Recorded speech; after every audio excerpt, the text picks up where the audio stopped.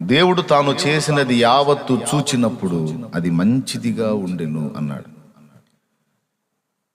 చేసే ప్రతి ఘట్టంలోనూ ఆయన చూశాడు అని ఉంది. చేసే ప్రతి ఘట్టంలోనూ ఆయన చూశాడు అని ఉంది. అంత కంప్లీట్ అయినా కూడా ఫైనల్గా మళ్ళీ ఒక్కసారి చూశాడంట ఆయన అలవాటు చూడండి. పని చేసేటప్పుడు చూసుకొని చేస్తాడు, చేసిందంత కంప్లీట్ అయిన తర్వాత కూడా ఇది ఎలా ఉందనేది కూడా చూస్తాడు. వెలుగుని కలుగును గాక అన్నాడు, వెలుగు మంచిదైనట్టు దేవుడు చూచెను అంటాడు. చూచెను అనే మాట కూడా తగులుతుంది. నేను చదివారా మీరు? ఆదికాండం చదవని వాళ్ళు ఎవరు ఉంటారండి? ఆదికాండంలో మొదటి అధ్యాయం చదవని వాళ్ళు అసలు ఉండరని నా నమ్మకం. చర్చిలో అయ్యగారు ప్రసంగం చేస్తాడు, వాక్యం మనం బాగా చదవాలి, వాక్యం ధ్యానం చేయాలి, అసలు వాక్యం జీవం మనకు ఆత్మకు ఆహారం అని ప్రసంగం దంచితే వీరావేశంతో ఇంటికి పోయి ఫస్ట్ చదివే అధ్యాయం అదొక్కటే కదా. దేవునికి స్తోత్రం కలుగును గాక. హల్లెలూయా. ఎన్నిసార్లు మనం ఆ ప్రసంగం విన్నాం, అన్నిసార్లు మనం బాగా చదివింది ఆ ఒక్క అధ్యాయమే. అందుకే అందులో నుంచే మాట్లాడుతున్నాను. దేవునికి మహిమ. ఆయన చేసినది యావత్తూ చూచినప్పుడు అది చాలా మంచిదిగా ఉంది. చూశాడు దేవుడు. ఇక్కడ మనకు ప్రభువు నేర్పుతున్న పాఠం ఏంటంటే, ఒక పని మొదలు పెట్టేటప్పుడు ఒక గురి ఉండాలి నాన్న, ఒక లక్ష్యం ఉండాలి, చేసే పనిలో వైనం ఉండాలి, చేసేటప్పుడు చూసుకోవాలి, చేసిన తర్వాత కూడా చూసుకోవాలి. ఈ మూడు పాఠాలు మీరు నేర్చుకోండర్రా అని జస్ట్ పైన అందిస్తున్న విషయాలు ఇవి. ఈ అధ్యాయం లోపలికి వెళ్ళాలా, మనం అసలు మ్యాటర్లోకి వెళ్ళాలా. జస్ట్ ఆ సృష్టి క్రమాన్ని ఆయన నిర్మించేటప్పుడు పద్ధతి ఏంటనేది చూపిస్తున్నాడు. ఇంతకీ గురి ఏమిటి? ఇందులో గురి ఏమిటి? మానవ జాతి నిర్మాణం. లక్ష్యం అది, మానవ జాతిని నిర్మించాలి. బాగుంది. ఎలా నిర్మించాలి?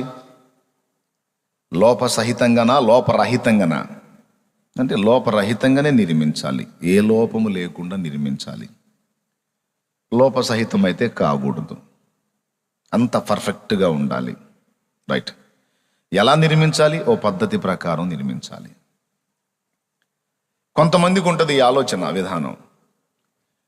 వాళ్ళ జీవితం కావచ్చు, ఎదుటి వాళ్ళ జీవితాల్లో కావచ్చు, వాళ్ళు ఏ పని చేసినా, ఎదుటి వాళ్ళకి ఏదన్నా సలహా ఇచ్చినా ఓ పద్ధతి ప్రకారం ఉంటుంది.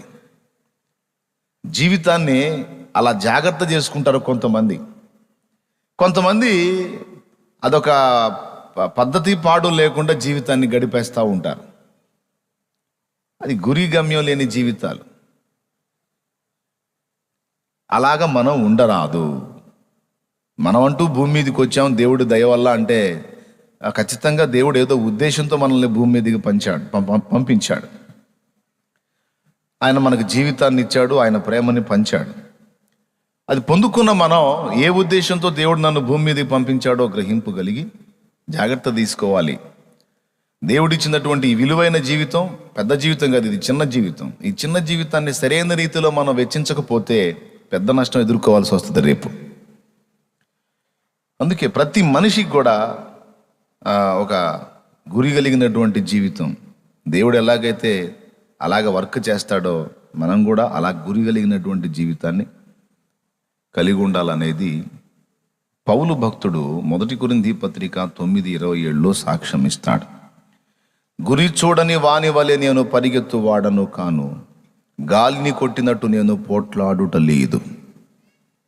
అంటే ఏం చెప్తున్నాడో తెలుసా? నాకేమి గురి గమ్యం లేకుండా బతకట్లేదు, ఇంత కష్టాలు ఇన్ని బాధలు కూడా గురి గమ్యం లేకుండా పడట్లేదు. ఒక ఆలోచన దేవుడు నాకు ఇచ్చాడు, ఓ ప్రణాళిక నా పట్ల కలిగి ఉన్నాడు, దాన్ని నెరవేర్చడానికి అగ్రిప్పరాజా, ఆకాశము నుండి నాకు కలిగిన ఆ దర్శనమునకు నేను అవిధేయుడను గాక. ఏ దర్శనం నాకు ఇచ్చాడో, నన్ను దర్శించిన ఆయన ఏ బాధ్యత నా భుజాల మీద మోపాడో, అక్షరాలా దాన్ని నెరవేర్చడానికి ఇదిగో నా జీవితం మొత్తాన్ని వెచ్చిస్తున్నాను అన్నాడు.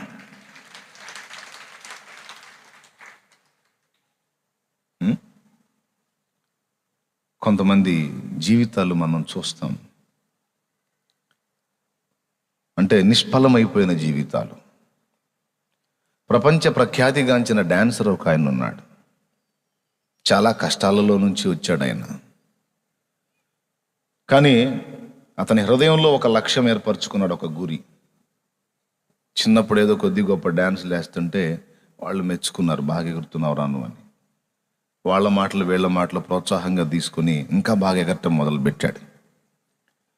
చివరికి అతను ఒక నిర్ణయానికి వచ్చాడు. ఏంటంటే, ప్రపంచంలో నాలాగా ఎగిరేవాడు ఎవడు ఉండకూడదు, ఇది నా గురి. నేను ఎగిరినట్టు, నేను మెలికలు తిరిగినట్టు ప్రపంచంలో ఇంకెవడో తిరగకూడదు. అది నా లక్ష్యం, అదే నా గురి, అదే నా జీవిత పరమార్థం అని చిత్ర విచిత్రంగా ఎగరటం మొదలుపెట్టాడు. నిజంగా అనుకున్నది సాధించాడు. అతను డ్యాన్స్ వేస్తుంటే ఆయన అభిమానులు కూటాలకు కూడా రారు, అంతమంది కూటాలకు కూడా రారు. సచ్చేది బతికేది కూడా ఎరగకుండా ఒకళ్ళ మీద ఒకళ్ళు పడి గుంపులు గుంపులు. అస్సలు అతను స్టేజ్ మీదకి వచ్చి ఒక స్టిల్ అలా ఇవ్వగానే వీళ్ళ ఆనందంతో తట్టుకోలేక ఏడుస్తున్నారు. నిజమండి, ఇదేం ఆనందమో నాకు అర్థం కావట్లేదు. ఏం చేయాలో అర్థం కాక వాళ్ళకి. ఒకసారి చానాళ్ళ క్రితం ఆ వీడియో చూశాను నేను. అది అతనే. అతను స్టేజ్ మీదకి వచ్చేటప్పుడు అక్కడ ఒక లైట్ వేస్తాడు. అతను వచ్చిన దగ్గర రౌండ్ లైట్ పడిద్ది, మ్యూజిక్ మ్యూజిక్ పడింది. పడగానే ఇక వాడి టోపీ ఏదో తీసుకొని కిందకని ఒకసారి పైకి పెట్టి ఇలా స్టిల్ పెట్టి చూస్తాడు. ఇట్లా చూడగానే ఇక వీళ్ళు కొట్టుకుంటా, నోరు కొట్టుకుంటా, రొమ్ము కొట్టుకుంటా, ఇది ప్రపంచానికి విలయం వచ్చినట్టు నోరు కొట్టుకుంటా, రొమ్ము కొట్టుకుంటా ఏడుస్తారు. ఎట్లా ఏడుస్తారో. చివరిగాడు అనుకున్నది సాధించాడో లేదా? సాధించాడు. ఏం ఒరిగింది? ఆ జీవితం వల్ల సమాజానికి ఏం మేలు జరిగింది? రేపు నిత్యత్వంలోకి వెళ్ళిన తర్వాత, దేవుని జడ్జిమెంట్లోకి వెళ్ళిన తర్వాత, నాయన కుమారుడా, నీవు బహుగా నాట్యమాడి అనేకులను అలరించితివి నాయన, ఇదిగో బహుమానం అంటాడా? అది పట్టించుకోలా. తన మనసుకు తనేమనుకున్నాడంటే, నేను బాగా నాట్యమాడి అనేక మందిని ఆనందింపజేస్తున్నా, ఇది ఒక రకమైన సేవే అని ఫీల్ అయ్యాడు. నిజంగానే అనుకున్నది సాధించడానికి ఎన్ని రకాలుగా కష్టపడి ఉంటాడో తెలుసు కదా. ఇక జీవితమంతా సాధనే. గంటలు గంటలు గదిలోనే గడిపేసి తన శరీరాన్ని అష్టవంకర్లు తిప్పుకొని, ఇక వీడు తిప్పినన్ని వంకర్లు ఎవడు తిప్పడు అన్నట్లుగా రెడీ అయి చిన్నగా ప్రజల్లోకి వెళ్ళిపోయి ఒక రేంజ్కి వచ్చేసాడు. ఒక విశ్వాసాన్ని అయితే చెప్పలేము, విశ్వాసాన్ని అయితే చెప్పలేము. ఎందుకంటే ఆయన చరిత్ర వేరువేరుగా వినబడింది నాకు, రకరకాలుగా ఆయన చరిత్ర వినబడింది. కానీ ఇంతసేటు దేవుణ్ణి ఎరగని స్థితిలో ఉన్న ఒక వ్యక్తి తన జీవితానికి ఒక గురిని ఏర్పరచుకొని, ఆ గురిని సాధించడానికి అనేక సంవత్సరాలు తన శరీరాన్ని సాధన చేసి తను అనుకున్నది సాధించాడు. దానివల్ల ఎవడికి ఏ ప్రయోజనం లేకపోయినా అతను కూడా ఒక పాఠం నేర్పుతున్నాడు. ఏంటంటే, నేను ఎంచుకున్నది పనికిమాలిన పని అయినా దానిలో పరాకాష్ఠకు పోయి వచ్చాను. పనికిమాలిన పని విషయంలోనే నేను ఎంతసేపు రిస్క్ తీసుకొని పరాకాష్ఠకు పోయి వస్తే, మరి శ్రేష్టమైన పనిని ఎంచుకున్న మీరు, శ్రేష్టమైన గురిని ఏర్పరచుకున్న మీరు ఇంకా ఏ రేంజ్లో కష్టపడాలో కొంచెం ఆలోచించండి నాయన అని అతను ఒక పాఠం చెప్తున్నాడు మనకి. లోక సంబంధమైన వ్యక్తులు, సినిమా వాళ్ళు ఉన్నారు. పాపం వాళ్ళ బాధలు కాదు. ఒక్కొక్క సన్నివేశాన్ని చిత్రీకరించడానికి కనీసం 7-8 సార్లు తిప్పలు పడతారు. షూటింగ్ చూసే పని అయితే పొర్రపాటును కూడా, సినిమా అంటే ఒక రకమైన వాంతులు వస్తాయి అన్నమాట. ఒక సన్నివేశాన్ని 7-8 సార్లు, ఒక పాటలో 2 స్టెప్పుల్ని ఎన్నిసార్లు. నా కర్మగాల్లో ఒకసారి వెళ్ళా, హైదరాబాద్లో ఉన్నప్పుడు. అసలు షూటింగ్ ఎలా ఉంటుంది, ఏం చేస్తారు, అసలు వీళ్ళ బాధలు ఏందని. 2 స్టెప్పులు వేయడానికి ఆయనకి కనీసం 9 సార్లు పట్టింది. గ్రూప్ డ్యాన్స్ అది. హీరో ముందు ఉంటాడు, వెనక బ్యాచ్ ఎగురుతూ ఉంటారు. పాపం ఎగిరేటప్పుడు ఒక్కోసారి ఈయన కాలు వంకర పోయింది, లేదా వెనకోళ్ళ కాలు వంకర పోయింది. ఎవడో ఒకటి ఏదో ఒకటి తేడా పడతాడు. కట్ అని చెప్పి మళ్ళీ మొదలు పెడతారు. పాపం ఆయన బిళ్ళ కూడా వేసుకున్నాడు, ట్యాబ్లెట్, హీరో. కాళ్ళు నొప్పులు వచ్చి ఏం చేస్తాడు మరి?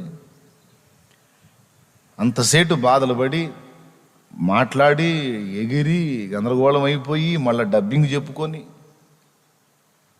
ఇన్ని బాధలు పడి సినిమా వాళ్ళు ఒక రేంజ్కి వస్తారు, ప్రజల్లో గుర్తింపు పొందుతారు. ఏదో మనుషులకు కొంతసేపు కాలక్షేపం కోసం ఆ పాటలు పడతారు. వాళ్ళ బాధలు వాళ్ళే. అలాగే క్రిస్టియన్ మూవీస్ కూడా కొన్ని తీశారు. అది సమాజానికి ఏ విధంగా ఉపయోగపడేది అనేది పక్కన పెడితే, వాడు ఎంచుకున్న రంగంలో ఉన్నత మెట్టుకు ఎక్కటానికి ఎంత కష్టపడతాడో మీరు గ్రహించాలని చెప్తున్నాను. ఎవరు ఏ ఫీల్డ్ ఎంచుకున్నా దానిలో రాజీ పడకుండా అహర్నిశలు శ్రమించి కష్టపడి ఆ గురిని చేరుకున్నటువంటి వ్యక్తులు కొంతమంది ఉన్నారు. అలా ఆశపడి గురిని చేరుకోలేక మధ్యలో ఆగిపోయిన వాళ్ళు కొంతమంది ఉన్నారు. అసలు గురి గమ్యం ఏ విధంగానూ లేకుండా బతుకుతున్న వాళ్ళు కూడా ఉన్నారు. దేవుడు ఈరోజు మనకు నేర్పుతున్న పాఠం ఏంటంటే, ఆ గురి గమ్యం లేని బతుకు బ్రతకకూడదు, ఒక గురి ఏర్పరచుకొని జీవించాలి అన్నాడు. ఇకపోతే లోకస్తుల కష్టాలు అవి, వాళ్ళు ఏర్పరచుకున్న గురి, వాళ్ళు అనుకున్న అంతస్తు అది. అయితే దేవుని పిల్లలు పసితనం నుంచి తల్లిదండ్రుల పెంపకంలో ప్రభువుని గురించి తెలుసుకొని బైబిల్ చదివి ఆత్మీయంగా ఎదిగినటువంటి దేవుని పిల్లలు, వాళ్ళల్లో కూడా కొంతమంది కొన్ని లక్ష్యాలు కలిగి పనిచేశారు. వాళ్ళల్లో కొంతమంది వ్యక్తుల్ని మనం చూడవచ్చు. లోకమంతా చీకటి, సాయంత్రం అయితే దీపాలు పెట్టుకునే పరిస్థితి. అట్లా కాదు, నూనె పోసి దీపాన్ని వెలిగించకుండా ఇంకొక మార్గం ఏదన్నా ఉంటే, నేను ఏదన్నా కష్టపడి సాధించగలిగితే ప్రపంచం మొత్తానికి వెలిగించిన వాడిని అవుతాను కదా అని దేవుని పాదాలు పట్టుకొని, దేవుని పెనుగులాడి, దేవుని దగ్గర ఒక జ్ఞానాన్ని పొందుకొని, ఒక లక్ష్యాన్ని ఏర్పరచుకొని, ప్రపంచానికి ఆత్మీయ వెలుగు యేసయ్య అయితే భౌతిక వెలుగు నేను ఇవ్వాలి, దానికి నేనేం చేయాలి అని ప్రయాసపడి సాధించి తన జీవితాన్ని దానికి అంకితం చేసి గెలుచుకున్నటువంటి వ్యక్తి థామస్ ఆల్వా ఎడిసన్. లక్ష్యము కలిగి పనిచేసిన వ్యక్తులు, గురి కలిగి పనిచేసిన వ్యక్తులు వెళ్ళిపోయి చాలా కాలం అయింది. కానీ స్విచ్ బోర్డ్ దగ్గరికి వెళ్ళి స్విచ్ చేసిన ప్రతిసారి టప్ మన లైట్ వెలిగింది అంటే దానికి ప్రథమ ప్రేరణ ఆయన, క్రైస్తవుడు. ఇలాగా శాస్త్రవేత్తలుగా చెప్పబడి ప్రసిద్ధిగాంచి అన్యుల చేత కూడా ప్రశంస పొందుతున్నటువంటి వ్యక్తులు. మొన్న ప్రింటింగ్ ప్రెస్లోకి వెళ్ళాను, విలియం కేరీ బొమ్మ ఉంది అక్కడ. విలియం కేరీ అంటే మనకెంతో అనుబంధం, మనకెంతో మాదిరి మహానుభావుడు. ఇదేంది ఆయన ఫోటో ఇక్కడ ఉంది అంటే, అమ్మో ఆయన మాకు చాలా ప్రాముఖ్యమైన వ్యక్తి అయ్యా, ఆయన లేకపోతే మాకు ఇది ఏడుంది అన్నాడు. ఆయన లేకపోతే మాకు ఇది ఏడుంది అంటే దాన్ని రన్నింగ్లో తీసుకొచ్చింది ఆయన ఇక్కడ విలియం కేరీ. ఇంగ్లాండ్ నుంచి ఇండియాకు వచ్చేటప్పుడు ఏదో గడిపేద్దాం అక్కడ అని రాలా, ఒక గురి కలిగి వచ్చాడు. మూఢాచారాలతో మ్రగ్గిపోతూ, సతీ సహగమనాల పేరుతో భర్త చనిపోతే చిన్న ప్రాయములో ఉన్న భార్యను కూడా కట్టెల్లో వేసి తగలబెట్టేటువంటి మూఢాచార వ్యవస్థ, జోగిని, తర్వాత మాతంగి ఇత్యాది పేర్లతో ఆడపిల్లల జీవితాలు అగ్నికి ఆహుతైపోయినట్టుగా కొంతమంది దుర్మార్గాలకు బలైపోతున్నాయి. ఈ పరిస్థితుల్లో భారతదేశంలో అనేక ప్రాంతాలు ఉన్నాయి. సో వాళ్ళని కాపాడటానికి, ఆ మూఢాచార అజ్ఞానాంధకారం నుంచి విడిపించి వారికి వెలుగును ప్రకటించడానికి 1900 సంవత్సరాల క్రితం భారతదేశానికి దిదుమా అనబడిన తోమా వచ్చాడు. ఆయన స్టార్ట్ చేశాడు సువార్త పరిచర్య. తర్వాత విలియం కేరీ ఇండియాకు వచ్చిన తరువాత భారతదేశానికి ఈ బంధకాల్లోంచి విడుదల కలగాలి అంటే నా యేసయ్య పరిచయం కావాలి. నేను ఒక్కటి చేస్తే చాలు, భారతదేశ ప్రజలకు నా యేసుని కష్టపడి నేను పరిచయం చేస్తే అంతే చాలు, వాళ్ళు ఆశీర్వదించబడతారు, వాళ్ళ జీవితాల్లో విప్లవాత్మకమైన మార్పులు కలుగుతాయని ఆశించి ఎరగని ప్రదేశానికి, ఎరగని స్థలానికి, ఎరగని ప్రాంతానికి, ఎరగని జనం మధ్యలోకి భార్యా బిడ్డలతో సహా కొద్దిపాటి సొమ్ముతో బయలుదేరి వచ్చి అది కూడా మధ్యలో పోగొట్టుకొని పాపం రిక్తహస్తాలతో ఇండియాలో అడుగుపెట్టినటువంటి వ్యక్తి విలియం కేరీ. భార్యను కోల్పోయాడు, బిడ్డల్ని గుండె అల్లాడిపోయింది.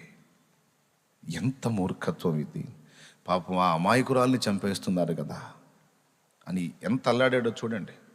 చేయొద్దు, అలా చేయొద్దు, అలా చేయొద్దు. ఎన్ని అవమానాలు పడ్డాడో, ఎన్ని బాధలు పడ్డాడో. ఆలోచించాడు, ఎట్లా అధిగమించాలి, ఎట్లా దీని నుంచి ప్రజల్ని కాపాడాలని. ఒక గురి ఏర్పరచుకున్నాడు, కష్టపడ్డాడు, సువార్త ప్రకటించాడు, బైబిల్ గ్రంథాన్ని తర్జుమా చేసి ప్రజలకు పరిచయం చేస్తే దీనో ఎదురైనాయి. అన్నీ పక్కన పెట్టేశాడు. తన కన్నబిడ్డ చనిపోయాడు, భార్య పిచ్చిదైపోయింది. కానీ తన కళ్ళ ముందు భారతదేశ ప్రజల్లో ఉన్నటువంటి ఆ భయంకర పరిస్థితులే కనపడుతున్నాయి.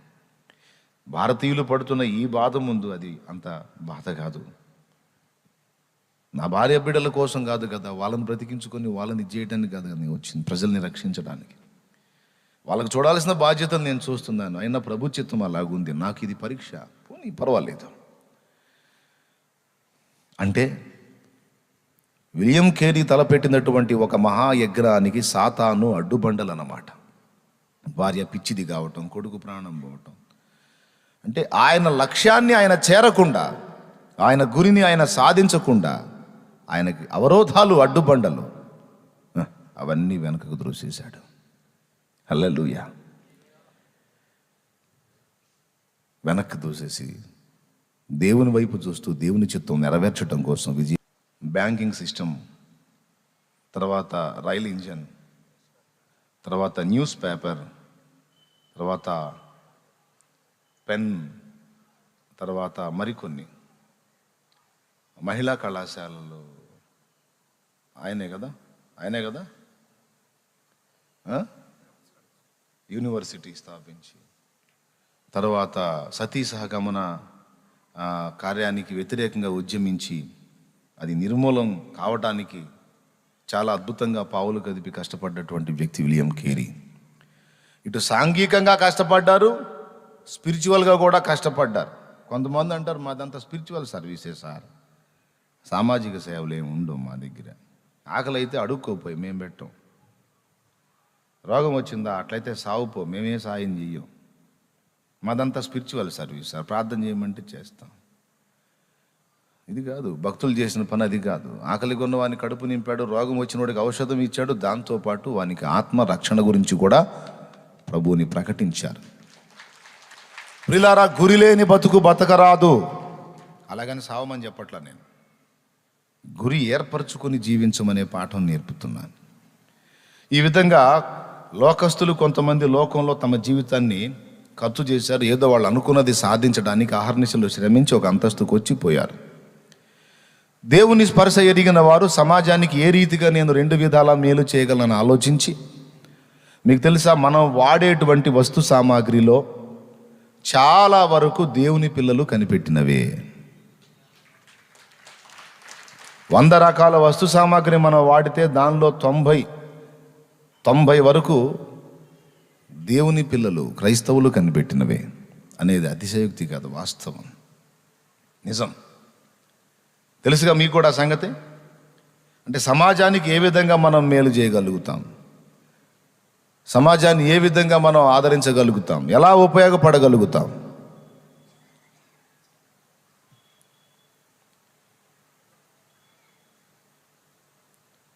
మొన్న ఒక పాపకి ఈ చెవి దగ్గర రంధ్రం పడి అందులోంచి నీరు వస్తుంది. ఒక వైద్యుడి దగ్గరికి వెళ్తే 3 ఆపరేషన్లు చేయాల్సి వస్తుంది. ప్రతి ఆపరేషన్కి కనీసం 25,000 నుంచి 30,000 అవుతుంది.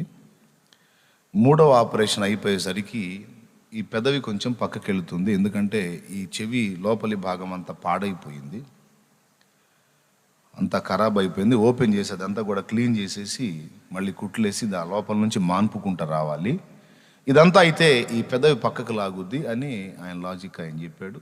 అది 3 సార్లు చేయాలి, 2 ప్రక్కల. ఇటు పక్క వచ్చిందంటే ఈ పక్క కూడా వచ్చి ఉంటుంది, అందుకని 3 సార్లు చేయాలి, ఇది పరిస్థితి అని చెప్పాడు. అంటే దాదాపు ₹1,00,000 ఖర్చు, 3 సార్లు హాస్పిటల్లో ఉండాల్సిన పరిస్థితి. ఇంకొకటి వచ్చేటి పెదవి పక్కకి వెళ్ళిపోతుంది. నాకు తెలిసిన బ్రదర్ ఒక ఆయన ఉంటే నాకు వచ్చి చెప్పారు, అన్న ప్రార్థన చేయన్న, ఆపరేషన్కి తీసుకెళ్తున్నావు అని. అంటే ఏంటి ఆపరేషన్ ఏంటి నాయన అంటే ఇట్లా అని చెప్పి. సరే డబ్బులు పోతే పోయినాయి, హాస్పిటల్లో ట్రీట్మెంట్ పొందుతాం, అది సమస్య కాదు. యవనస్తులైన ఆడపిల్ల పెదవి వంకర వెళ్ళిపోతే మరి ఇక ఆమె పరిస్థితి ఏంటి? వివాహం అది పక్కన పెట్టేస్తే ముందు చూడటానికి కూడా ఇబ్బందికరంగా ఉంటుంది కదా పాపం. తన అద్దంలో చూసుకున్నప్పుడు తన బలహీనతను బట్టి ఏమో ఏ నిర్ణయాలు చేస్తారో ఏం పాడు తెలియదు కదా అని ఆలోచన కలిగి, ఆపరేషన్తో పని లేకుండా మార్గం లేదా అంటే, లేదన్నా ఖచ్చితంగా చేయాల్సిందే అన్న, లేకపోతే బ్రెయిన్కి కొడుతుంది అది అని చెప్పారన్న. అంటే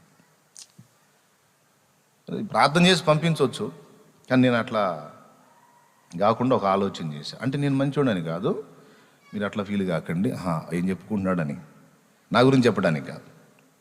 తెలిసిన బ్రదర్ ఉంటే ఆయనకి ఫోన్ చేసి ఈ పాపని అక్కడ తీసుకెళ్ళాను నేను. ఆయన హోమియో వైద్యుడు. ఆయన చూశాడు, పరిశీలించి చూసి దీనికి ఆపరేషన్లు ఇవేం అవసరం లేదు, నేను మందు ఇస్తా, ఒక 5 రోజులకి ఇస్తాను, అది యూజ్ చేయి అని ఇచ్చాడు. 5 రోజులు వాడింది. ముందే చెప్పాడు, ఆ లోపల ఉన్నదంతా కూడా వచ్చేస్తుంది, నువ్వేం భయపడవాకు. 5 రోజుల తర్వాత ఆ లోపల ఉన్నదంతా బయటికి వచ్చేసిన తర్వాత మళ్ళీ అదంతా డ్రై అయిపోవటానికి, పొడి బారిపోవటానికి, ఆరిపోవటానికి నేను ఇస్తాను. ఎవరక్కడ 5 రోజులు అది యూజ్ చేసినప్పుడు ఆ లోపల ఉన్న ఆ మస్ట్ అంతా వెళ్ళిపోయింది. తర్వాత మళ్ళీ వెళ్ళినప్పుడు ఆయన మెడిసిన్ మార్చి ఇచ్చాడు, శుభ్రంగా తగ్గిపోయి మొన్న చూస్తే మొత్తం ప్యాక్ అయిపోయి నీట్గా ఉంది. పాపం దాని కొరకు నేను ఆయనకి చెల్లించిన వెల ఎంతో తెలుసా? నేనే ఆయన చేతికి ఇచ్చాను. అసలు అవసరం లేదండి, మీరు కోరారు, పర్వాలేదు, అవసరం లేదండి అన్నాడు. పర్లేదండి, మీరు వైద్య వృత్తిలో ఉన్నారు, తీసుకోండి అంటే ఆయన దాని కొరకు తీసుకుంది ₹100. ₹100. అదే పెద్ద హాస్పిటల్లో ఎంత? 1,00,000. 3 సార్లు ఆ అమ్మాయి బెడ్ మీద ఉండాలి, 3వసారి మూతి వంకర పోయింది. హోమియో తత్వశాస్త్రం శామ్యూల్ హనేమాన్. ఈ శామ్యూల్ ఎవరండి? ఎక్కడ ఎవరైనా ఈ శామ్యూల్ ఎవరు? బైబిల్లో హన్నా కొడుకు కాదు, ఆ పేరు ఆయన మీద ఉందంటే ఆయన ఎవరు? దేవునికి స్తోత్రం కలుగును గాక. దేవుని బిడ్డలు తమ కొరకే కాదు, సమాజం కొరకు తాము బ్రతకాలి. నిన్ను వలె నీ పొరుగువానిని ప్రేమించమని చెప్పబడినట్లు. మీరు హోమియో హాస్పిటల్కి వెళ్ళి చూస్తే ఫస్ట్ ఆయన ఫోటో ఉంటుంది, ఎక్కడైనా చూడండి. హోమియో వైద్యం కరెక్ట్గా సింక్ చేయగలిగితే, కాస్త అనుభవం కలిగి కరెక్ట్గా దాన్ని సిద్ధపరిచి ఇవ్వగలిగితే అందులో అద్భుతమైన మెడిసిన్ ఉంది అన్ని రకాల వ్యాధులకి. పరిశోధన కరెక్ట్గా వ్యాధికి సింక్ చేయాలి, సమస్యకి గుర్తెరిగి మొత్తం డీటెయిల్గా రాసుకొని ఆ విషయాన్ని తెలుసుకొని కరెక్ట్గా వైద్యం చేయగలిగితే చాలా తక్కువ ఖర్చుతో ఎక్కువ ఫలం ఉంటుంది.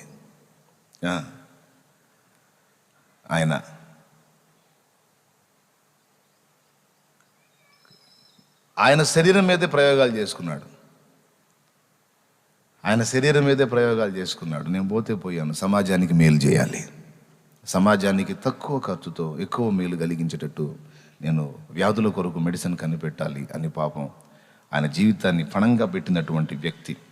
ఇప్పుడు ఇవన్నీ మాకు ఎందుకు చూపిస్తున్నావు అంటే, వీళ్ళందరి జీవితాలు చూసినప్పుడు దేవుడు చేసేటువంటి పనిలో ఒక పద్ధతి, ఒక గురి, ఒక విధానాన్ని గుర్తించినప్పుడు నీ సంగతి ఏందో నువ్వు చూస్తావని ఈ తిప్పలన్నీ. మన సంగతి మనం చూసుకొని మరి మన ప్రయాణం కూడా అలా ఉందా, లేకపోతే ఏదో పుట్టాను కాబట్టి బతుకుతున్నాను ఏదో ఒకనాటికి సత్తాను ఏదో అట్ట తెల్లార్చుకుని వెళ్ళిపోదాం అన్నట్టున్నావా? మనమంటూ భూమి మీదకి వచ్చామంటే ఏ ఉద్దేశం లేకుండా, గురి గమ్యం లేకుండా దేవుడు మనల్ని చేయలేదు. ఆయన కొన్ని ఆలోచనలు, కొన్ని ప్రణాళికలు, కొన్ని ఉద్దేశాలు ఉన్నాయి. వాటిని నెరవేర్చడం కోసం నిన్ను నన్ను భూమి మీదకి పంపాడు. మనం ఆ దేవుని పద్ధతిని అనుసరించి ఏ ఉద్దేశంతో దేవుడు నన్ను భూమి మీదకి పంపాడో తెలుసుకొని నేను దాన్ని నెరవేర్చాలనే సంకల్పంతో ఒక గురిగా పెట్టుకొని,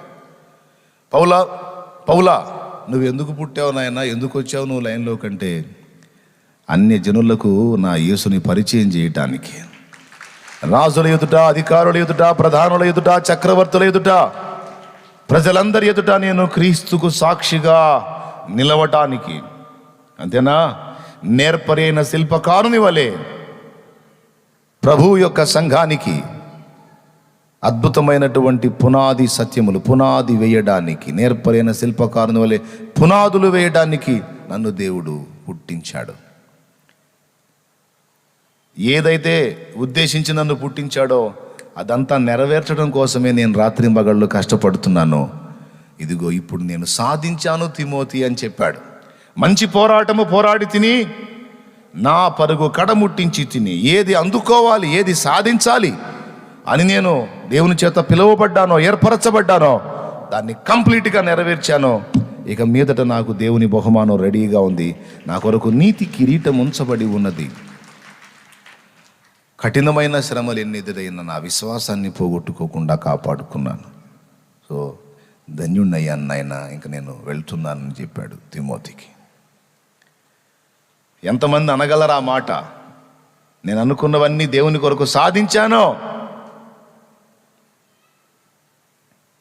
ఇది అర్థమైనప్పుడు క్రొత్తగా జన్మించిన ఆ తొలి దినాల్లో నేను ఒక లక్ష్యాన్ని ఏర్పరచుకున్నాను. ప్రభువుని గుర్తెరిగి దేవుని మార్గంలో ప్రయాణం చేస్తూ నేను ఒక లక్ష్యాన్ని ఏర్పరచుకున్నాను. నేను భూమి మీదకంటూ వచ్చాను, ఇంతవరకు ఏదో బతికాను, ఇప్పుడు దేవుణ్ణి తెలుసుకున్నాను, దేవుని మార్గంలోకి వచ్చాను. వచ్చినాక ఇప్పుడు నేను ఏది లక్ష్యంగా ఏర్పరచుకోవాలి? హలో, బాగా వినండి ఈ మాట. యేసు ప్రభు ఆశీర్వాదం పొంది నేను, నా భార్య, పిల్లలు, కుటుంబం దీవెనకరంగా ఉండి కాస్త సంపాదన జరిగించి మంచిగా స్థలాలు, పొలాలు, బిల్డింగులు, ఆస్తులు సమకూర్చుకొని సమాజంలో ఒక రేంజ్ సాధించాలా, లేకపోతే వేరేదైనా చెయ్యాలా? రెండు నా ముందుకు వచ్చినాయి తమ్ముడు. 2005-06 మధ్యలో ఏం చేయాలా? అప్పటిదాకా ఆర్థిక ఇబ్బందులతో నలిగి ఉన్నాం కనుక మొదటి ఆలోచన సంపాదన మీదకే వెళ్ళింది. ఇప్పటిదాకా దరిద్రంతో అల్లాడాం, ఇప్పుడు దేవుడు దారి చూపించాడు, ఒక వ్యాపారాన్ని పట్టించాడు, మంచిగా నడుస్తుంది. దీన్ని డెవలప్ చేసుకొని పైసలు కమాయించి సమాజంలో దేవుని ఆశీర్వాదం ఎలా ఉంటుందో జనానికి చూపించాలి. అతను నమ్మిన దేవుడు ఎంత గొప్పడు, అతన్ని ఎంత బాగా ఆశీర్వదించాడు అని తెలుసుకోవాలి.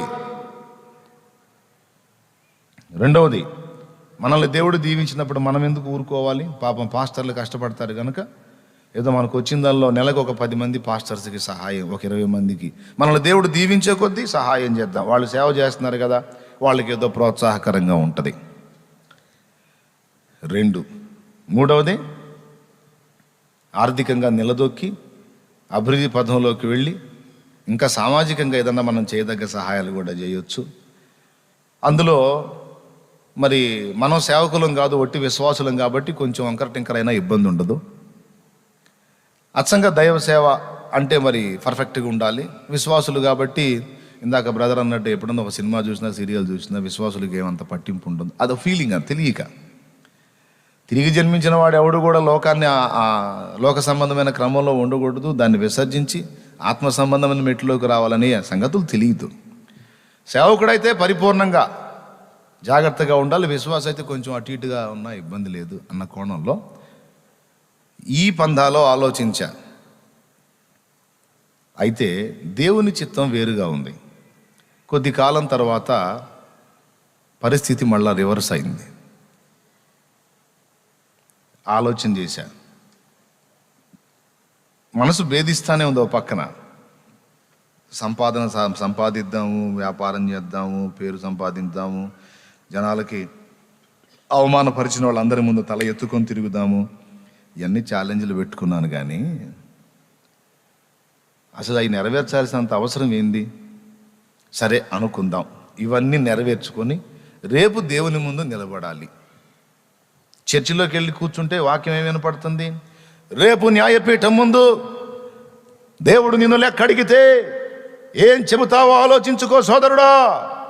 పటామని తగులుతున్నట్టుంది. ఏరా ఏం చేశావు అని లెక్క అడిగితే ఏం చెప్పాలి? ప్రభా మంచిగా పైసలు కమాయించిన, ప్రభా మస్తు పైసలు కమాయించిన. అట్లన్నా బేట మంచిదిరా, బాగా దాచిపెట్టినావా? ఏ బ్యాంకులో వేసినావు నాయన, నా పేరు మీద కొట్టు అన్నాడుగా. సరే వదిలేసే. ప్రభా మంచిగా పేరు తెచ్చుకున్నా ప్రభా ప్రజల్లో. ఆహా మంచిది నాయన, మంచి పేరు ఉందంటరా మనోడికి అనడుగా. మరి ఏం చేస్తే ఆయన సంతోషపడతాడు? తన ప్రాణం వల్ల పెట్టి నా కోసం ఆయన రక్తమంతా దారపోసి నిలువున బలి అయిపోయి నన్ను రక్షించుకున్నది ఈ మాత్రం దానికేనా, మరి దేనికన్నా? సిగ్గు కలిగింది అది ఆలోచించినప్పుడు. నేను సంపాదించి తిని త్రాగి సంతోషించి సుఖించి జనాల్లో ప్రసిద్ధిగాంచి ఈ బతకడానికి ఆ యేసయ్య తన ప్రాణం వల్ల పెట్టి నన్ను రక్షించుకుంది నా కాదు. రేపు ఆయన ముందు నిలబడితే ఇవన్నీ చేశాను ప్రభు అంటే దగ్గరకు రారా నాయన అని దండేస్తాడా? తిడతాడా?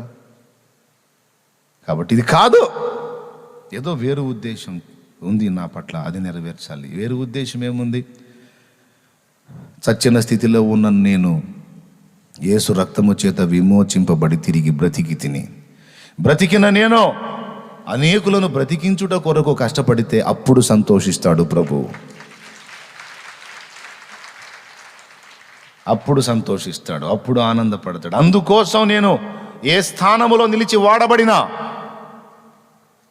దాన్ని బట్టి నాకు ధన్యత ఉంటుంది, దాన్ని బట్టి దేవుని మెప్పు ఉంటుంది. కానీ నేను పైసలు కమాయించాను, అన్ని బిల్డింగులు కట్టాను, ఇన్ని స్థలాలు కొన్నాను, అన్ని పొలాలు కొన్నాను, అంత ఆస్తి కూడబెట్టాను అంటే దీన్ని బట్టి దేవుడు ఎందుకు మెచ్చుకుంటాడు? నా బొంద అనవసరం అని ఆలోచించి, ఎందుకంటే ఇది ప్రారంభ దశలోనే, మళ్ళా సగం సరుకు అయిపోయినా కాదు.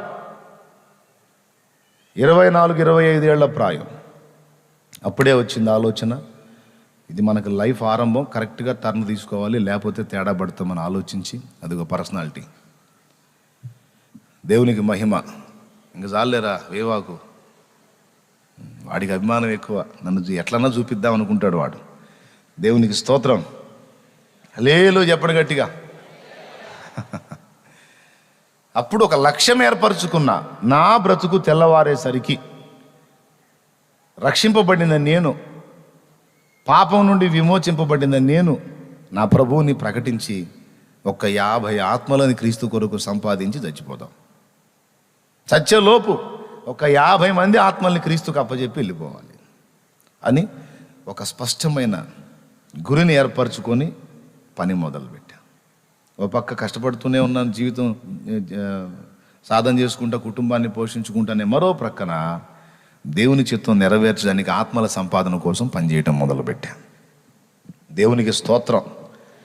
పని ప్రారంభించిన 6 నెలలలోపే అనుకున్న సంఖ్య భర్తీ అయిపోయింది. ఆశ్చర్యం.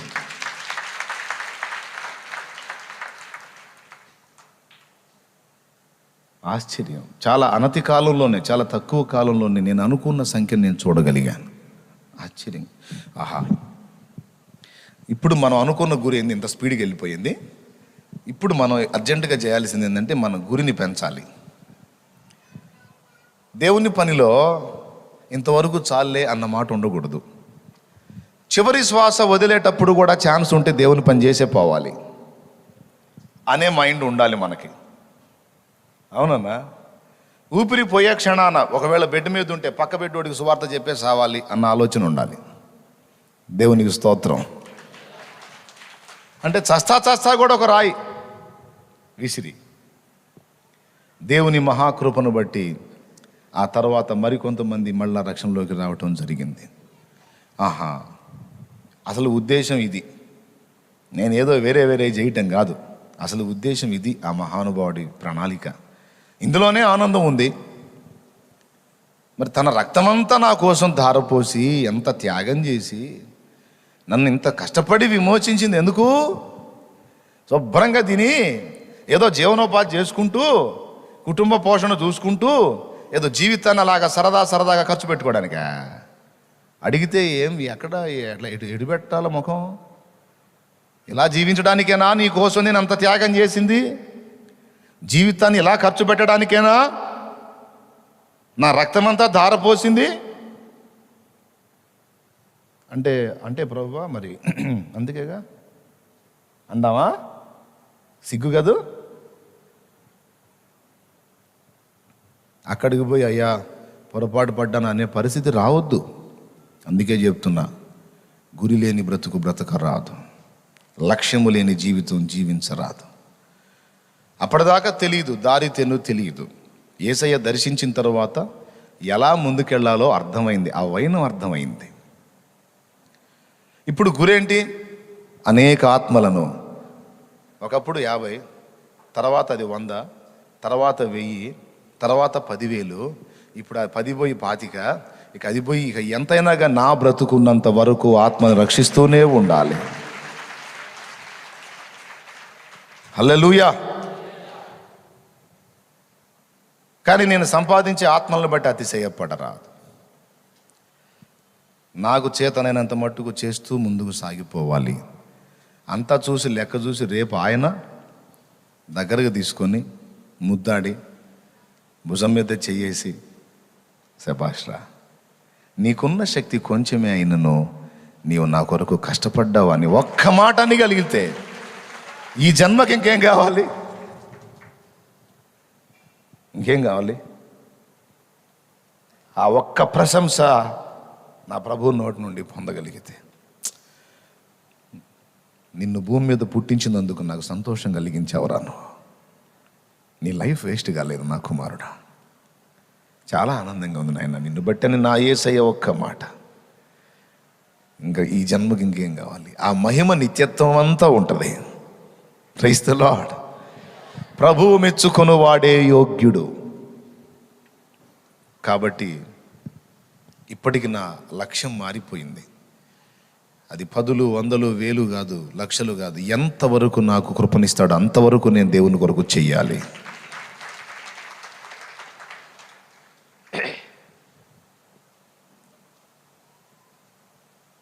ఓకే. గురి. దేవుడు ఏం చేశాడు? మానవ జాతిని నిర్మించాలి అని ఒక గురి కలిగి పని మొదలు పెట్టాడు. లక్ష్యం లేకుండా పని స్టార్ట్ చేస్తామా? చెప్పండి. రైట్. తర్వాత ఏం చేశాడు? ఓ పద్ధతి ప్రకారం ప్రయాణం చేశాడు. ఎట్లా? పెద్దగా చెప్పండి. రైట్. నేను నా జీవితంలో నా వ్యక్తిగతంగా చెప్తున్నాను. దేవుని సేవకు వచ్చిన తరువాత, సేవ ప్రారంభించిన తరువాత ఒక క్రమము, ఒక పద్ధతి, ఒక విధి విధానం ఏమి లేకుండా ఎలా పడితే అలా చేయడానికి నాకు ఇష్టము లేదు. కాబట్టి అసలు సేవా నియమాలేంటి, క్రమమేంటి, దీని విధి విధానాలేంటి నాకేం తెలియదు. నువ్వు నన్ను పనికి పిలుస్తున్నావు, నాకు ఈ క్రమము నేర్పు ప్రభువా అని అడగటం కూడా చేతగానే అమాయక స్థితిలో ఉన్నాను నేను. కానీ పరిశుద్ధాత్మ దేవుడు నన్ను చేతబట్టి ఇదే త్రోవ, దీనిలో నడువని నాకు చూపించాడు. ఏది బోధించాలో, ఏది బోధించకూడదో, విశ్వాసులను ఏ మెట్టు నుంచి ఏ మెట్టుకి ఎలా తీసుకొని రావాలో, సంఘ వ్యవస్థ ఏ విధంగా రూపుదిద్దాలో మొత్తం నీకు నా గ్రంథంలో పొందుపరిచాను. అపోస్తలుల కార్యాలు బాగా చదువు. ఆ అనుభవాలన్నిటినీ కూడా ఆచరణలో పెట్టడానికి జాగ్రత్త తీసుకో. అప్పుడు అది లేఖనబద్ధమైన సంఘం అవుతుంది. ఇదిగో ఈ క్రమం ఇలా ఉండాలి, ఇది ఇలా ఉండాలని పత్రికలన్నీ. ఒక దైవ సేవకుడుగా నువ్వెలా ఉండాలో తిమోతి పత్రిక చదువు అన్నాడు. అపోస్తుడైన పౌలు తిమోతికి రాసిన పత్రిక అని చదవను నేను. అపోస్తుడైన పౌలు షాలేము రాజుకు రాసిన పత్రిక అని చదువుకుంటా. దేవునికి స్తోత్రం. ఏమండి? పత్రికలన్నిటిలో కూడా సంఘానికి సంబంధించిన సిద్ధాంతపరమైన విషయాలు, ఏది చేయాలో, ఏది చేయకూడదో, ఏది ఎప్పుడు చేయాలో, ఎప్పుడు చేయకూడదో. ఇంకా నాకంటే ముందటి భక్తులు కొంతమంది సత్య సంబంధులు ఎవరో నాకు బయలుపరచమని ప్రార్థన చేసినప్పుడు దేవుని మహాకృపను బట్టి సత్య సంబంధులను నా ముందుకు దేవుడు తీసుకొచ్చి నాకు పరిచయం చేసి నన్ను ధన్యుణ్ణి చేశాడు. వారి ఉపదేశము ద్వారా కొంత సత్యాన్ని నేను గ్రహించగలిగాను. ఈ విధంగా ఒక క్రమాన్ని ఏర్పరిచి ఒక పద్ధతి ప్రకారం బిడ్డల్ని పెంచాలి. ఏదో సంతలో కానీ ఆదివారం పూట ఆదివారం శనివారం సంతలు జరుగుతాయిగా, సంతల్లాగా ఏదో తిరణాలలాగా ఒక పద్ధతి క్రమం లేకుండా ఉండకూడదు. ఎంతమంది ప్రజలు వచ్చినా వారందరికీ న్యాయము జరుగునట్లు ఉపదేశం ఉండాలి. వారందరి బాధ్యతలు నెరవేర్చుటకు క్రమములు ఏర్పరచాలి. వారి ఎదుగుదలను చూడాలి.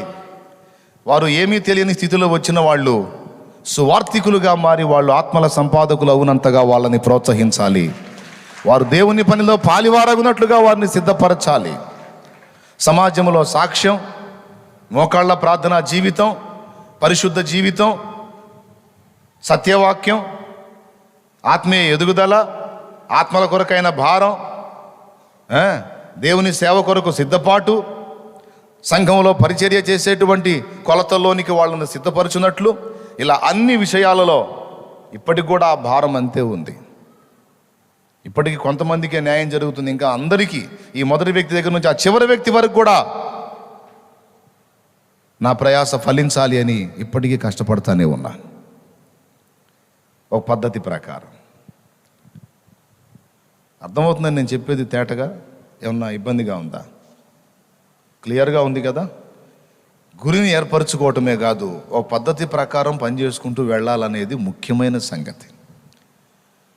ఆ పద్ధతి ప్రకారం పనిచేయడానికి పూనుకున్నప్పుడు ఎన్నో అవరోధాలు వచ్చినాయి, వాటన్నిటినీ పక్కన పెట్టాను. ఎన్నో ఆకర్షణలు వచ్చినాయి, వాటన్నిటినీ పక్కన పెట్టాను.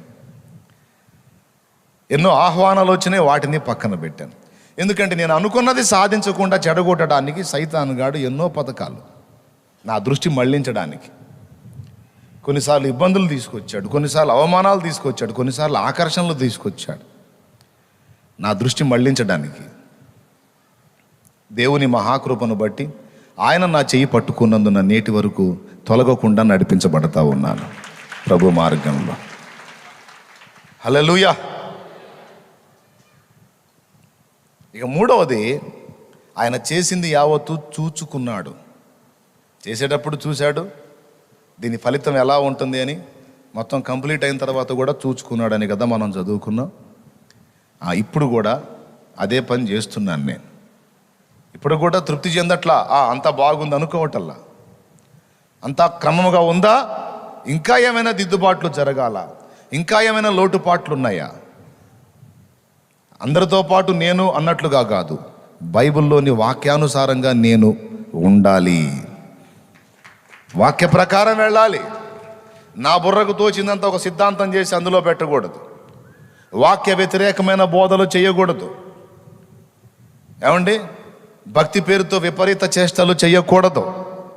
లేఖనబద్ధంగా, లేఖనాన్ని గౌరవిస్తూ, లేఖనానుసారంగా ముందుకు సాగిపోవాలి అని వాక్యాన్ని కొలబద్దగా పెట్టుకొని కంప్లీట్ అవుతుందా, అంత జాగ్రత్తగా వాక్యానుసారంగా నేను నడుస్తుందా, ఇంకేమన్నా బ్యాలెన్స్ తప్పుతుందా అని గ్రహించి చూసుకుంటున్నాను. ఇప్పుడే చూస్తున్నాను. సేవకులు, విశ్వాసులు, పరిచారకులు అందరూ గుర్తించండి, గురి కలిగి పని చేయడానికి ఎప్పుడు మనస్సు కలిగి ఉండండి. గురి లేని బ్రతుకు ఉండకూడదు. ఒక లక్ష్యము, గురి ఉండాలి. నేను ఇది చేయాలి, దేవుడు నన్ను ఈ పనికి పిలిచాడు, నేను దీనిలో సంపూర్ణ సిద్ధి పొందాలి, కంప్లీట్గా కార్యాన్ని నెరవేర్చాలి. ఫస్ట్ అయితే ఒకటి మనసులో నాటుకోండి. ఫస్ట్, నా కొరకు తన రక్తమంతా ధారపోసి చిత్రవదగా దెబ్బలు తిని అరికాలు మొదలు నడినెత్తి వరకు చీలికలు పేలికలైపోయినాడు. నేను హాయిగా నా కుటుంబంలో, నా సంసార జీవితంలో హాయిగా ఆనందించి, అన్ని సంపాదించి, అన్ని అనుభవించి, ఆనందించి ఆనందకరమైన జీవితం జీవించడానికా, లేకపోతే అనేక మంది జీవితాల్లో ఆనందాన్ని కలిగించడానికి దేవుడు నన్ను విమోచించాడా? నా ఒక్క జీవితం, నా ఒక్క కుటుంబం మాత్రం వెలిగి సంతోషిస్తే సరిపోతుందా? లేకపోతే అనేక జీవితాలను, అనేక కుటుంబాలను వెలిగించడానికి నా కోసం ప్రాణం పెట్టాడా? ఎందుకు? అసలు ఆయన నా కొరకు ఎందుకు చనిపోయాడు? ఓకే, నా ఆత్మను రక్షించడానికే అనుకుందాం. మరి భూమి మీద నా నుంచి ఇంకేం ఆశించట్లేదా? ఆశిస్తున్నాడు, అది నా ద్వారా జరగాలి. ఎంతమందికి అర్థమైంది బ్రదర్స్? ఆ చివరి వాళ్ళకి అర్థమైందా? అంతే. స్త్రీలు కానీ పురుషులు కానీ, చిన్నలు కానీ పెద్దలు కానీ వృద్ధులు కానీ ఎవరైనా, నువ్వేదో కాలక్షేపంగా జీవితాన్ని గడిపేయడానికి కాదు ప్రాణం పెట్టింది. పని చేయాలి నువ్వు, నేను, మనం. నీకు దేవుడిచ్చిన పరిధిలో, నీకున్న జ్ఞానంలో, నీకున్న శక్తిలో ఎప్పటికప్పుడు అనుకోండి ఈ మాట. నువ్వు హాయిగా జీవితాన్ని ఏ భారం లేకుండా గడిపేస్తుంటే నీ గుండెల్లో వణుకు రావాలి. ఇలాగ ప్రశాంతంగా హాయిగా సుఖించేదానికేనా నా కోసం ప్రాణం పెట్టాడు? కాదు, పని చేయాలి నేను.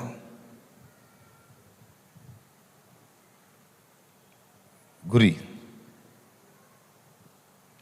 అది కూడా ఎట్లా చేయాలి?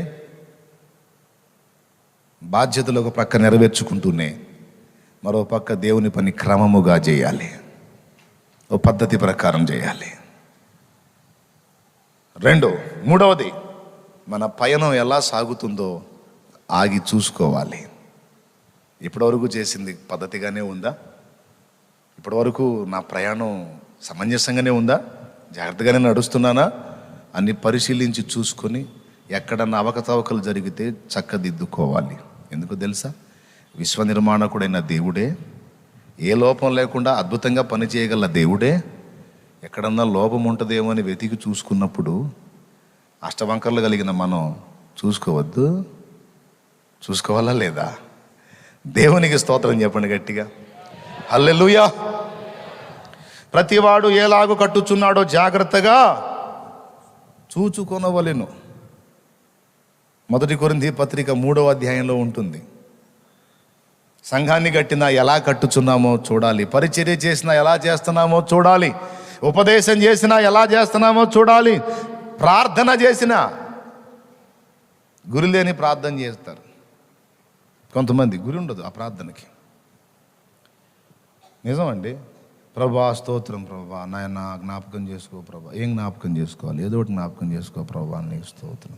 ఆశీర్వదించాయి, ఏం ఆశీర్వదించాలి? ఏదో ఒకటి ఆశీర్వదించు ప్రభా, నీకు స్తోత్రం. ఆయన సహాయం చేయి ప్రభా, ఏం సహాయం చేయాలి? ఏదో ఒకటి చేయి ప్రభా, నీకు స్తోత్రం. స్పష్టత ఉండదు, గురి ఉండదు, ఏం ఉండదు అన్న ప్రార్థన. ఎందుకు నాకు అర్థం కాదు అసలు. మళ్ళీ ఒకసారి కాదు ప్రభు, ఆశీర్వదించనే మొక్క ఒకసారి కాదు. ఇక అది మంచి పదం కాబట్టి ఆశీర్వదించు ప్రభు, దీవించు ప్రభు, ఆశీర్వదించు. ఏ విషయంలో బిడ్డ అంటాడు? ఏదో ఒకటి ప్రభు, నీకు తెలియదేమో అన్నీ తెలుసుగా, ఏదో అవసరమైతే అది. ఇదేం మామూలు తెలివి కాదు, పెద్ద తెలివి అన్నమాట. ఏవైతే తరుగులు ఉన్నాయో అవన్నీ భర్తీ చేయి ప్రభు. ఒకటేముంది, అన్ని కలిపి కొట్టినాయన, నీకు స్తోత్రం. ప్రార్థనలో కూడా ఒక గురి. ఫలానా అంశం కోసం నేను ప్రార్థన చేస్తున్నాను, దేవా నాకు ఈ విషయంలో సహాయం చేయి ప్రభు. భర్త మార్పు కోసం చేస్తున్నావు ప్రభువా, నా భర్తని దర్శించు నాయన, ఆయనతో మాట్లాడు ప్రభువా. స్పష్టంగా దేవుని ముందు పెట్టాలి. ఓ పర్సన్ మార్పు కోసం చేస్తాం, స్పష్టంగా దేవుని ముందు పెట్టాలి. బిడ్డ కోసం చేస్తాం, స్పష్టంగా దేవుని ముందు పెట్టాలి. మోకాళ్ళు ఉన్న కుటుంబం మొత్తాన్ని యేసునామములో దీవించు, హల్లెలూయా హల్లెలూయా, దీవించు దీవించు దీవించు, ఆశీర్వదించు అని అడుగుతాడు. ఏ విషయంలో అంటాడు? అన్ని విషయాల్లో ప్రభా. అన్ని విషయాలు అంటే ఏంటి అంటే చాలా ఉన్నాయి కదా ప్రభా. ఏంటి అవేంటి అన్నీ నీకు తెలుసులే ప్రభా. ఇది కాదు. ఆర్థికపరమైన ఆశీర్వాదమా, ఆత్మ సంబంధమైన ఆశీర్వాదమా, ఆరోగ్యపరమైన ఆశీర్వాదమా, నిందలు అవమానాలు ఎదురవుతున్నప్పుడు వాటి నుంచి విడుదల పొందే ఆశీర్వాదమా, సంతానపరమైన ఆశీర్వాదమా, భూపంట సంబంధమైన ఆశీర్వాదమా, పరలోక సంబంధమైన ఆశీర్వాదమా, ఆత్మల కొరకైన ఆశీర్వాదమా? ఏ ఆశీర్వాదం కావాలి? మస్తున్నాయి. గురి ఉండదు ఆ ప్రార్థనలు. ఏదో ఒకటి ప్రభా. పాపం మహారాజు మన తెలివి తక్కువతనం అర్థం చేసుకొని ఏదో ఇచ్చేయని ఇస్తున్నాడులే. దేవునికి స్తోత్రం. చాలామంది ప్రార్థన ఎట్లుంటుందంటే, మా వాడు ఒకసారి మా చిన్నోడు ఉండేవాడిని, ప్రార్థన చేయరా తాతయ్యకి కాలు నొప్పిగా ఉంది, మోకాలు నొప్పిగా ఉందంట, ప్రార్థన చేయనా అంటే దగ్గరికి పోయి దాని మీద చేయి పెట్టాడు. ఫస్ట్ నూనె రాశాడు. నూనె రాసి ఆ మోకాల మీద చేయి పెట్టి, ప్రభా యేసు నామములో మా తాతయ్య మోకాలు తీసేయి ప్రభా అని ప్రార్థన చేశాడు. నొప్పి తీసేయనే పాప మర్చిపోయాడు వాడు. నొప్పి తీసేయనే పదం మర్చిపోయి మోకాలు తీసేయి ప్రభా. ఎట్లా దేవుని దయ వల్ల మోకాలు తీసేలా ఏసయ్య అర్థం చేసుకున్నాడు. మోకాలు తీసేయకుండా నొప్పి తీసేశాడు. అట్లాగుంటుంది కొన్నిసార్లు మన ప్రార్థన. ఏదో అన్నీ కలిపి కొట్టేసాయి, ప్రభా ఇచ్చేసేయి ప్రభా. చిన్న బిడ్డలాగా ముద్దాడి సరేలే ఏదో ఒకటి ముందైతే మోకాళ్ళు వేసావు, అంతవరకు నాకు పండగ తల్లి వందనాలు, పద చేస్తాలే పద అంటాడు ఆయన. దేవునికి స్తోత్రం చెప్పండి ఒకసారి. హల్లెలూయా. ప్రార్థనలో కూడా ఒక గురి ఉండాలి. ఎలియా మోకాళ్ళు వేసాడంటే పని జరగాలి. ఎన్నిసార్లు మోకాళ్ళు వేస్తే అన్నిసార్లు స్పష్టంగా గురితో చేశాడు. చూడండి, అగ్ని కోసం సిద్ధపడినప్పుడు బలిపీఠం రెడీ చేసి మోకాళ్ళు వేసి అగ్ని కోసం ప్రార్థన చేశాడు. వచ్చిందా లేదా? వర్షం కురవకూడదని అహబు దగ్గరికి వెళ్ళి శపథం చేసి వచ్చి మోకాళ్ళు వేసి వర్షింపకుండా ప్రార్థన చేశాడని యాకోబు రాసిన పత్రిక 5వ అధ్యాయం 17వ వచనం నుంచి మనం చదివితే ఉంటుంది. అవునా? ఆ తర్వాత మళ్ళీ వర్షం కురవటానికి ప్రార్థన చేశాడా లేదా? వైనం లేదు ఆయన ప్రార్థనలో, గురి లేదు. ఎప్పుడు మోకాళ్ళు వేసినా స్పష్టమైన గురితో మోకాళ్ళు వేస్తాడు. అంతేకాదు, ఆ పని కంప్లీట్ అయిందా లేదా అనేది స్పష్టంగా చూసిందాకా వదలడు. మంది అట్టగాదుగా,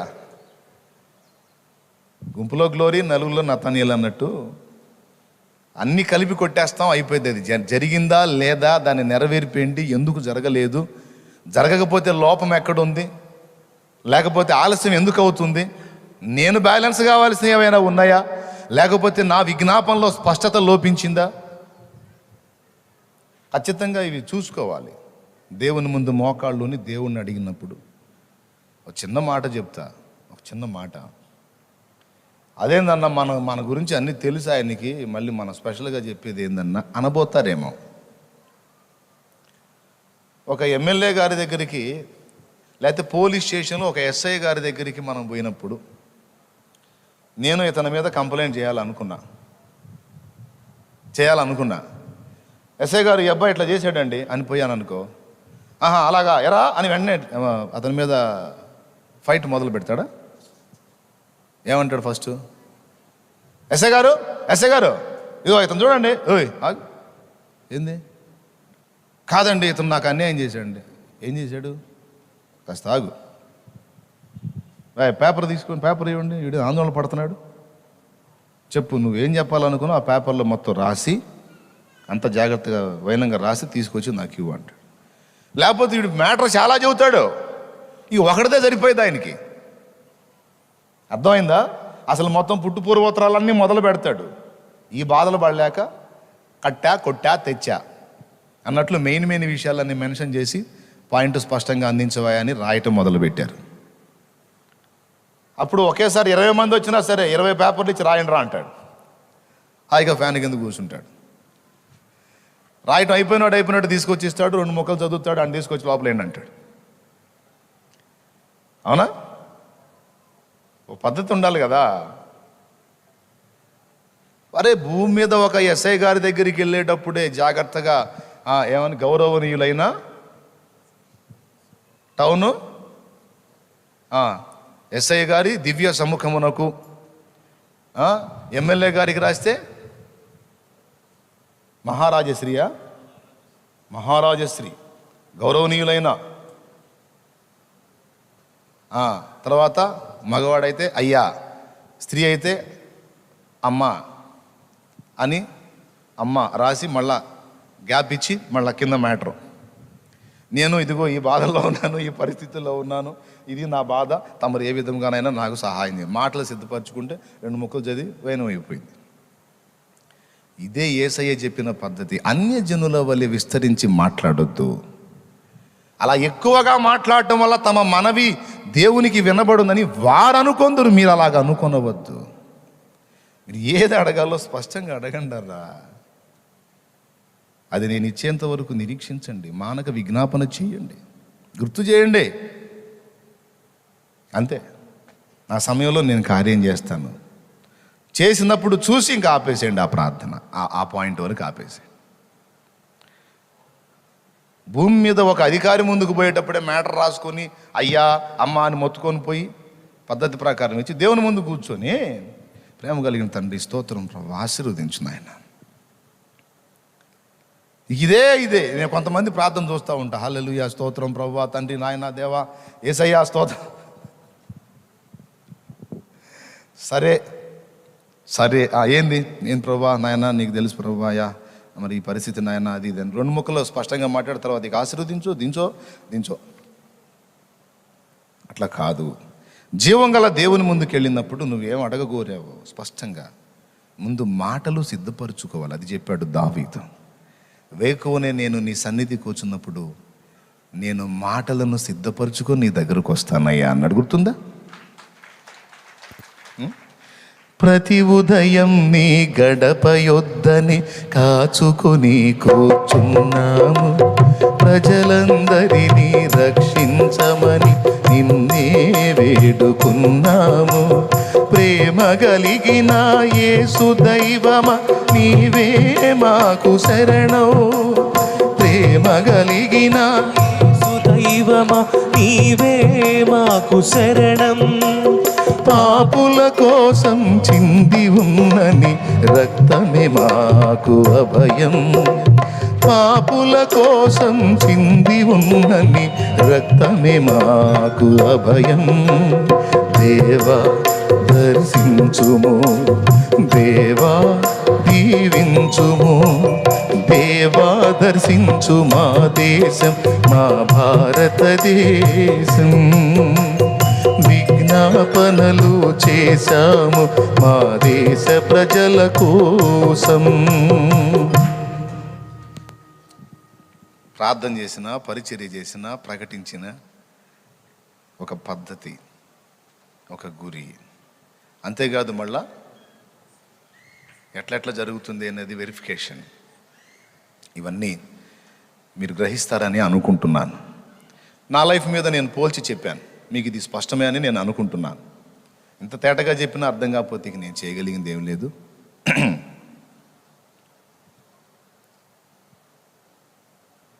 ఏ విషయంలో కూడా మనం జాగ్రత్త తీసుకోవాలని చెప్పాను. దేవుని ముందుకు వెళ్ళేటప్పుడు మాటల్ని ఖచ్చితంగా సిద్ధపరచుకుని వెళ్ళాలి. సామాన్య అధికారి దగ్గరికి వెళ్ళేటప్పుడు చాలా జాగ్రత్తగా సిద్ధపరిచినప్పుడు సర్వ విశ్వానికి సార్వభౌడైన వాడు నీ ముందు వచ్చి కూర్చుంటే ఎట్లా పడితే అట్లా ఎట్లా మాట్లాడుతావు? జాగ్రత్తగా మాట్లాడాలి కదా, అన్ని విషయాలు క్లారిటీగా ఆయన చెప్పాలి కదా. అదేందన్నా ఆయనకి తెలియదా? తెలుసు. మరి ప్రార్థన ఎందుకు చేస్తున్నాను?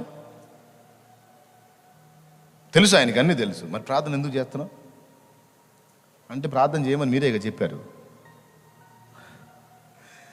తెలిసినంత మాత్రాన ఇవ్వాలని రూల్ ఏం లేదు. నీకు బాధలు ఉన్నాయి, అవసరతలు ఉన్నాయి, అది నాకు తెలుసు. తెలియంగానే వెంటనే పరిగెత్తుకుని వచ్చి ఇస్తానా? తెలియటానికి ఇవ్వటానికి మధ్య అడుగుట అనేది ఒకటి ఉంది, ఉందా లేదా? అడిగేదే ప్రార్థన.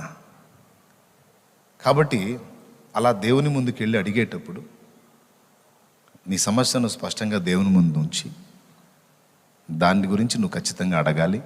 దానికోసం నేను ఎదురు చూస్తున్నానయ్యా అని కూడా చెప్పాలి. అది నెరవేరినప్పుడు కృతజ్ఞతాస్తుతులు చెల్లించి దేవునికి థ్యాంక్స్ చెప్పాలి.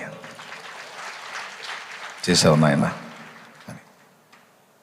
ఎక్కడ నిలిచినా ఖచ్చితంగా ప్రార్థనలో స్పష్టత ఉండాలి. కొంచెం జాగ్రత్త తీసుకోండి ఈ విషయం.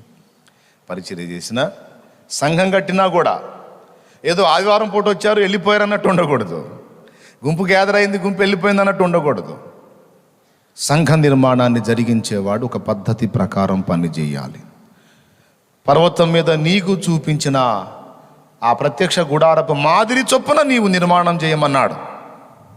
ఎక్కడ ఏది ఉండాలని నేను చూపించానో, ఎక్కడ దేంతో ఏది చేయాలని నేను చూపించానో దాని కొలతల చొప్పున, దాని మాదిరి చొప్పున నువ్వు ప్రత్యక్ష గుడారాన్ని నిర్మించు అన్నాడు.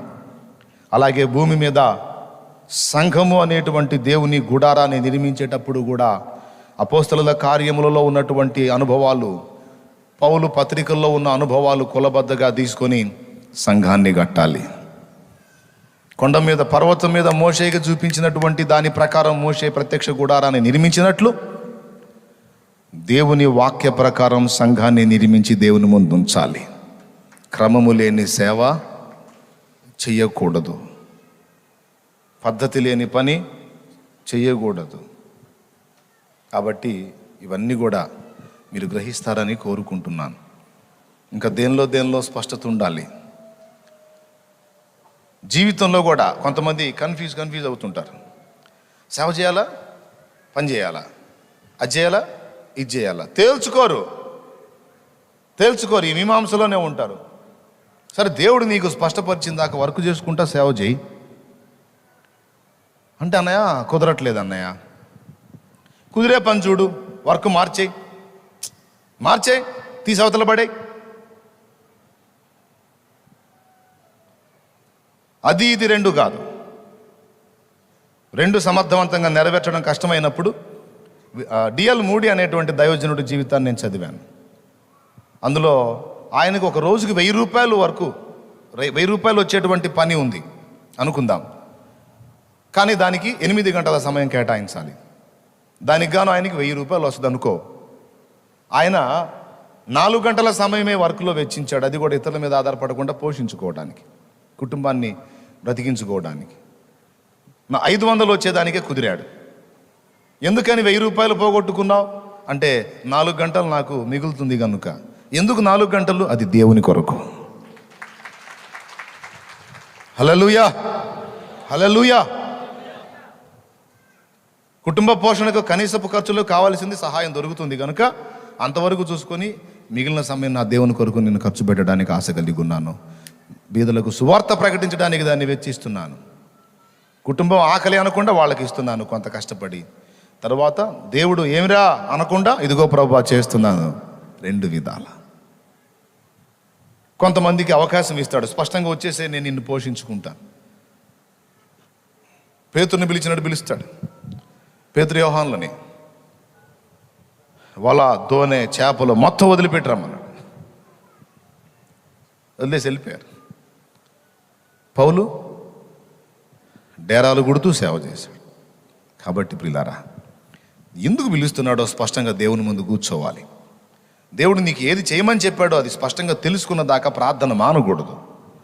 ఒక స్పష్టమైన అవగాహన నీకు వచ్చినప్పుడు ఇక దాని గురించి పద్దాకల ఇది కరెక్టేనా, ఇది తప్ప, ఇది రైటా, ఈ సోది వదిలేయాలి.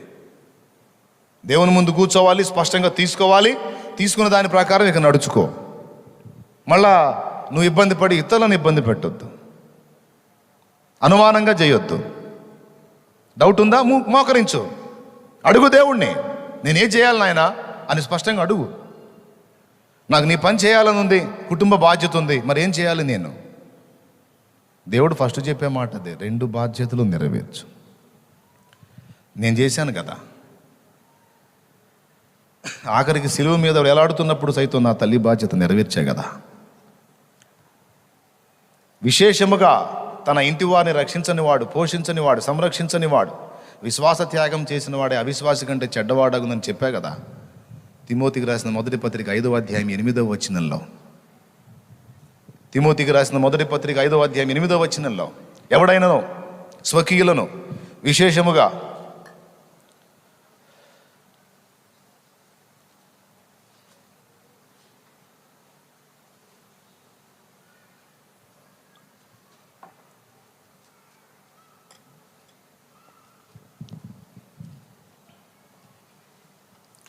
ఇంతసేపు తీశారింది.